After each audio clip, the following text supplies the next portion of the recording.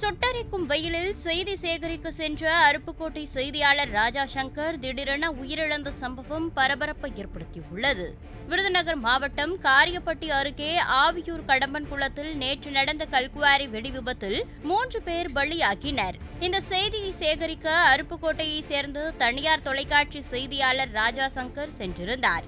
மேலும் அச்சம்பவத்தின் தொடர்ச்சியாக நடைபெற்று வரும் நடவடிக்கைகளை செய்தியாக்க சுட்டெரிக்கும் கடும் வெயிலில் சென்று செய்தி சேகரித்துவிட்டு உடல் சோர்வடைந்த நிலையில் மீண்டும் அருப்புக்கோட்டைக்கு திரும்பினார். அப்போது அவருக்கு திடீரென உடல் நலம் மோசமாகியது. உடனே நண்பர்கள் அவரை மீட்டு 108 ஆம்புலன்ஸ் மூலம் அரசு மருத்துவமனைக்கு கொண்டு சென்றுள்ளனர். அங்கு அவரை பரிசோதித்த மருத்துவர்கள் அவர் ஏற்கனவே உயிரிழந்து விட்டதாக தெரிவித்துள்ளனர். வெப்ப அலையின் தாக்கத்தால் அவர் உயிரிழந்துள்ளதாக தகவல் வெளியாகியுள்ளது. உயிரிழந்த ராஜா சங்கருக்கு தாய் தந்தை இல்லாத நிலையில் தான் திருமணம் செய்து கொள்ளாமல் மனநலம் பாதிக்கப்பட்டு தனது சகோதரியை பராமரித்து வந்துள்ளார்.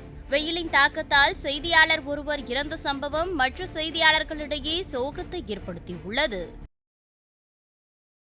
செய்திகளை உள்ளது உள்ளபடி தெரிந்து கொள்ள ரெஃப்ளெக்ட் நியூஸை சப்ஸ்கிரைப் பண்ணுங்க.